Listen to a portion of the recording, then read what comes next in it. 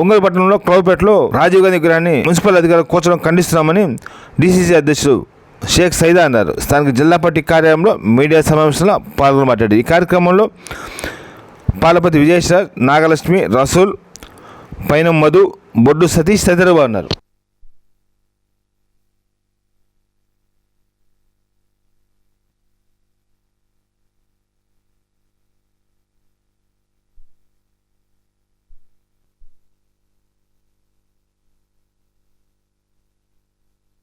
తర్వాత ఫోన్ చేస్తా.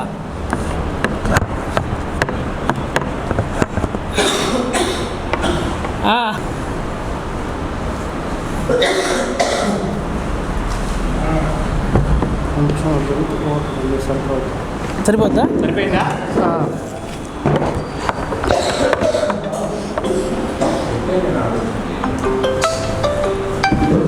సార్ నమస్కారం.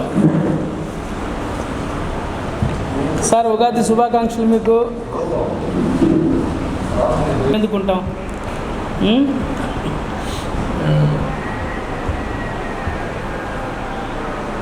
అవును అవును అవును మిత్రులారా, మీ అందరికీ తెలుసు, రాత్రి 29/3/2025 సంవత్సరం అంటే శనివారం రాత్రి ఒంగోలు నగర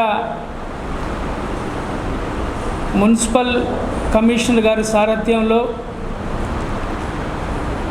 దివంగత ఈ దేశ మాజీ ప్రధాని దేశ సమైక్యతను సమగ్రతను కాపాడటం కోసం ముష్కరుల చేతిలో బలైనటువంటి మహానేత,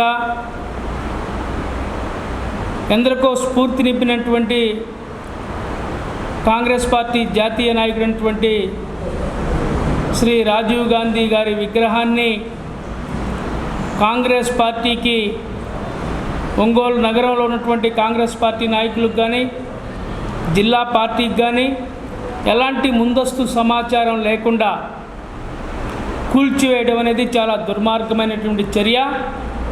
దీన్ని కాంగ్రెస్ పార్టీ తీవ్రంగా ఖండిస్తూ ఉందని చెప్పి మీకు తెలియజేస్తూ ఉన్నా. ఎందుకంటే ఒకసారి ఆలోచించాలా, వాస్తవంగా విగ్రహం కనుక ట్రాఫిక్ ఇబ్బంది అయితే ఎన్ని సంవత్సరాలైంది విగ్రహం ఏర్పాటు చేసి? ఇప్పుడే ట్రాఫిక్ ఇబ్బంది అయిందా? ఇప్పుడే ప్రమాదాలు జరిగాయా? దీన్ని ఒకసారి ఆలోచించాల్సిన అవసరం ఉంది. మున్సిపల్ కమిషనర్ గారు ఎందుకు ఈ విధంగా దుందుడుకు చర్యలు పాల్పడ్డాడో మాకైతే అర్థం కావడం లేదు. వాస్తవంగా విగ్రహం అడ్డం అయితే, ప్రమాదాలు జరుగుతూ ఉంటే, ఇది తొలగించాల్సిన పరిస్థితులే ఏర్పడితే, రోడ్డు వైండింగ్కి ఇబ్బంది అయితే కాంగ్రెస్ పార్టీకి మీరు రాతపూర్వకంగా ఒక లెటర్ పెడితే మా సొంత ఖర్చులతో మేమే తొలగించేవాళ్ళం. అలాంటి పని చేయకుండా మీరు ఏకపక్షంగా రాత్రికి రాదే జేసీపీలు పెట్టి కూల్చేయడంలో అర్థమైంది. దీంట్లో ఏమనుకుంటున్నారు? కాంగ్రెస్ పార్టీ అంటే, కాంగ్రెస్ పార్టీ జాతీయ పార్టీ, ఈ దేశానికి స్వాతంత్రం తీసుకొచ్చినట్టు పార్టీ. ఈ రాష్ట్రంలో ఏదో బలహీనంగా ఉందని చెప్పి మీరు రెచ్చిపోతే మేము చూస్తూ ఊరుకోం. అది గుర్తుపెట్టుకోండి. ఎవరండి మీరు విగ్రహాన్ని తొలగించడానికి? ఈ జిల్లాలో, ఈ రాష్ట్రంలో, అలాగే ఒంగోలు నగరంలో ఎన్ని విగ్రహాలు ఉన్నాయి? అవన్నీ ఎందుకు తొలగించరు? అప్పుడెప్పుడో రాజీవ్ గాంధీ విగ్రహం పెట్టినటువంటి కమిటీ తొలగించమని లెటర్ ఇస్తే మీరు తొలగిస్తారా? అప్పుడు కాంగ్రెస్లో ఉన్నారు, ఇప్పుడు వాళ్ళు తెలుగుదేశంలో ఉన్నారు. విగ్రహం అడ్డంగా ఉంది, ప్రమాదాలు జరుగుతున్నాయి, తొలగించమంటే మీరు ఏ విధంగా తొలగిస్తారు? ఈరోజు నేను క్వశ్చన్ చేస్తూ ఉన్నా ఈ ఎన్డీఏ కూటమి మున్సిపల్ కమిషనర్ని. కర్ణం బలరాం గారి జిల్లా తెలుగుదేశం పార్టీ అధ్యక్షుడుకున్నటువంటి సమయంలో అద్దంకి బస్టాండ్లో ఎన్టీఆర్ విగ్రహం పెట్టారు. ఇప్పుడు ఆయన వైసీపీ పార్టీలో ఉన్నాడు.